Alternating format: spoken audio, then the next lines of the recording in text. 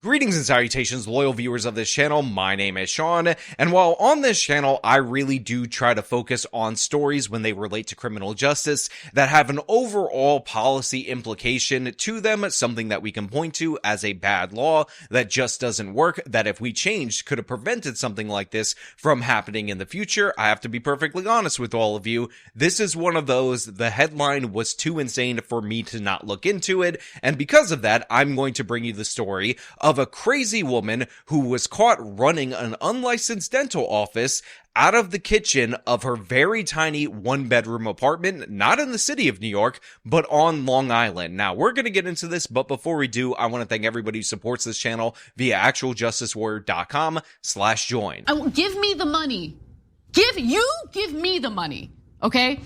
A woman on Long Island is now facing charges after police say they busted her for running an unlicensed dentist office out of her one-bedroom apartment. Yeah, this is what it looked like inside 70-year-old Gladys Serrano's home. Police discovered a dentist chair in the middle of her kitchen surrounded by drawers full of instruments, including empty vials of medication and used dental needles. This afternoon, we're learning more about some of the operations she performed. So I want to make something 100% clear from the jump in relation to this story, and that is as follows. I, Sean Fitzgerald, owner and content creator of The Actual Justice Warrior, your wonderful presenter for today's show, do not condone or embrace, nor do I participate in victim blaming. I think if you are victimized by a crime, that is bad enough on its own, and I want you to come forward to ensure that other people are not victimized. And by the way, in this particular story, there are other potential victims that need to step forward in order to make sure this person is held accountable for their actions. And now that that has been said, and that has been made 100% clear,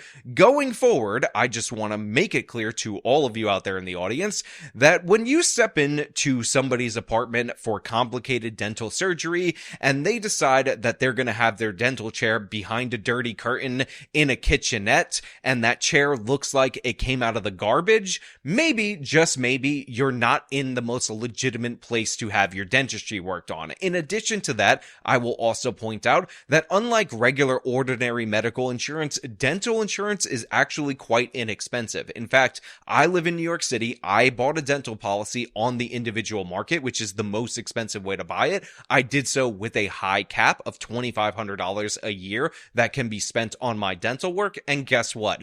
It was $600 a year in one of the most expensive cities in the world to live in. You can afford it and it is worth it. Please get your teeth taken care of. Check them out. Teeth problems are not something that you should ignore. They can lead to serious medical complications. Now that we've gotten that out of the way, let's get more into this story. Nassau County District Attorney Ann Donnelly says so far they know of one victim, but tonight they're possibly searching for more. A seemingly cluttered kitchen with a hanging curtain. On the other side, a surgical patient chair near a sink. Drawers filled with extraction tools, impression molds, and expired vials of numbing lidocaine registered in Colombia and El Salvador. Investigators say it's all part of a makeshift dental office operating illegally out of apartment 2C in Hempstead. Look, so first of all, I just want to apologize to everyone who has a weak stomach. Maybe I should have put a disclaimer that what we're going to go over is very unsanitary and downright disgusting. But if you guys aren't catching what you're supposed to be seeing in these images, those are the drawers in which those instruments were kept in that are on display at the evidence table that the district attorney is presenting to the public, meaning that all those instruments were mangled within one another. In addition to that, I will remind you for my podcast listeners that this chair is located right next to the sink in the kitchenette where this woman prepares her own dinner and presumably washes her dishes. If you guys are unaware, you're supposed to sterilize dental tools. They're supposed to be wrapped separately, and that is to prevent contamination of somebody's mouth of the other tools. And the fact that this wasn't done is just horrifying. Again, please people, take my advice. Go get your teeth cleaned regularly. Take care of your teeth. But please, for the love of God, if you walk into the dirtiest one-bedroom apartment that you've you've ever seen, although that's a bit of an exaggeration about this place, and some woman pulls out the tools for your mouth from a place that is right next to her air fryer and where she washes her dishes, get out of there. You're better than that. I believe in you. I will support you. I have love for you. Please love yourself enough to leave this location. It's a dangerous, dangerous street she was walking down. You infect somebody with using one of these tools in their mouth, and you could kill them.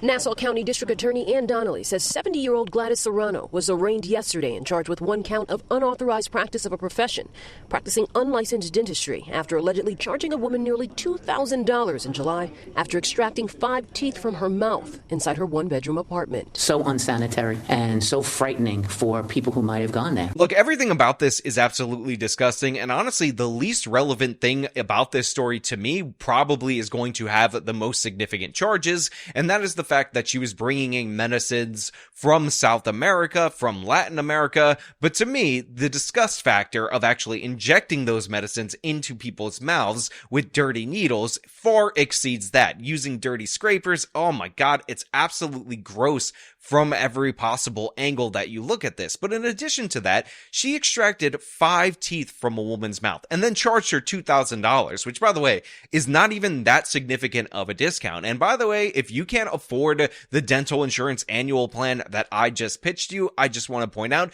that Medicaid covers basic dental services, and extractions are basic dental services. They're not typically complicated procedures, and if they are complicated procedures for your specific situation, you definitely don't want to have that in somebody's kitchen in their Hempstead apartment. In addition to that, I will also point out that dentists want to save your teeth. An extraction is a last resort in many cases. So the fact that this woman was diagnosing people with a need of an extraction and then performing that extraction again in her kitchen, in her apartment that she didn't even bother to sweep in is just horrifying. Look, professional licensed dentists will sometimes make mistakes that require an emergency correction in order to help you. In this particular case, if she would have nicked something or sewn something up improperly, caused an infection, it's her apartment. She's not the qualified person in order to deal with that. So you're just going to end up going to the emergency room, being referred to an emergency dentist or something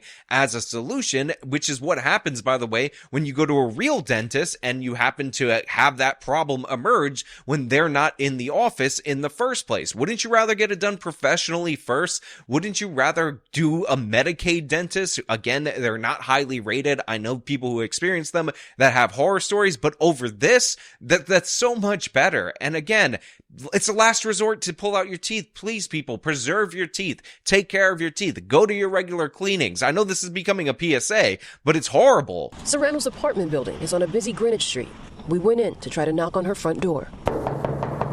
No one answered. We later noticed it was padlocked. So yeah, they end up showing up at the apartment to do one of those sandbag interviews. And honestly, in this particular case, even though these are allegations, or as the super mayor would call them, alizations, off of hearsay, false allegations, and not facts. At this point in time, because let's be honest about this, even though she is accused, innocent until proven guilty, if she was wrongfully arrested for running a makeshift dental operation because she actually had the dental chair and all the dental tools and all the medications that were definitely not properly kept or obtained in the United States of America in her apartment for legitimate reasons, I can't think of those legitimate reasons. I don't know. Maybe you guys can think of something and tell me down in the comments below. But right now, I'm at a loss for any kind of innocent explanation. But as you saw right there was actually a lock on the outside of her apartment, probably put there by people gathering evidence or by the apartment manager. Imagine if this is also a squatting situation.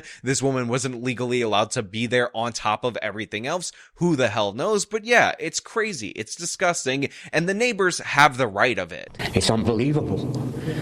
It's something that shouldn't have been done. Joseph Dorado lives on the same floor. Lock her up and throw away the key. So this guy right here has the right of it. This is a horrible thing to do. Lock her up, throw away the key. She is not qualified to be doing this stuff in the United States of America, and we can't have this nonsense happen, especially, again, with all these unsanitary conditions.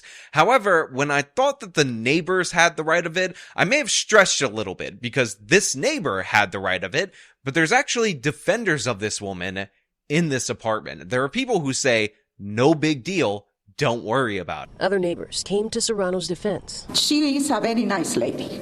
I don't know why they're making this a big deal because she has a degree in El Salvador.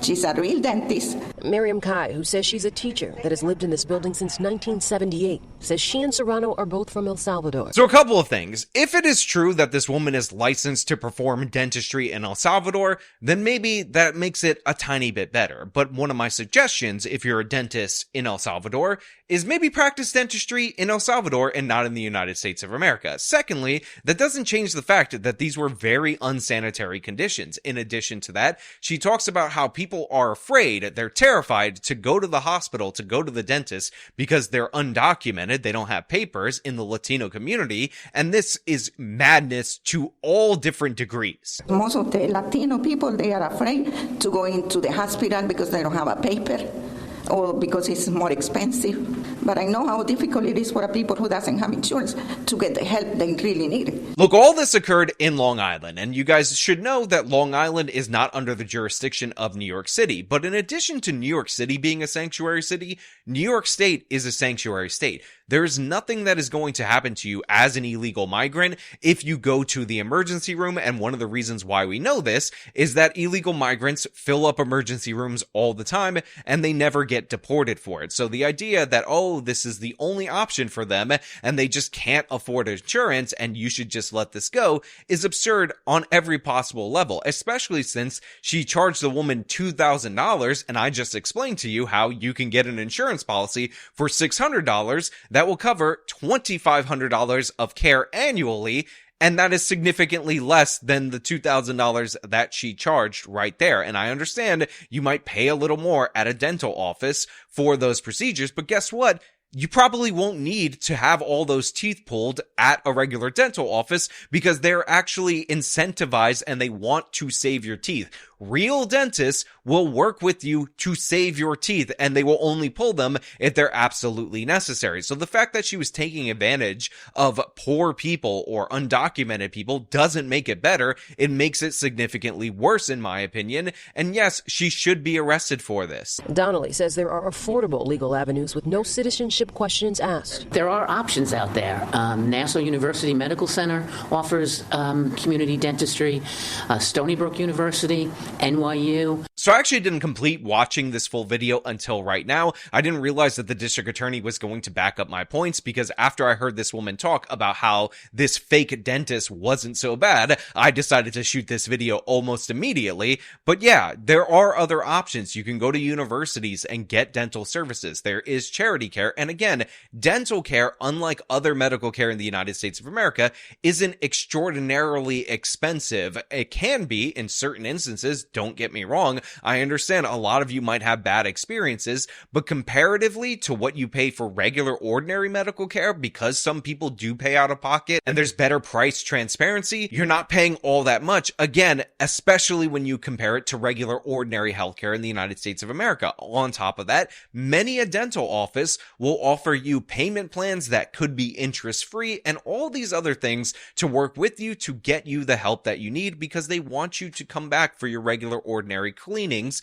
because long term that's going to help them out more than just trying to charge you or denying you care. Again, this doesn't need to be this way. Meanwhile, Gladys Serrano pleaded not guilty here yesterday. She's due back in court next month. She's out with an ankle monitoring bracelet. Again, the district attorney's office is asking if anyone recognizes her and saw her as a patient, as a dentist. You're asked to contact them. And if you ever find yourself in someone's one-bedroom apartment behind a shower curtain on a garbage-looking dental chair with some sketchy tools that are all stacked on top of each other with some sketchy medication from El Salvador or from Central America, just get up and get the hell out of the chair. Please, from me to you, from AJW to everybody out there in the audience, don't do it, okay?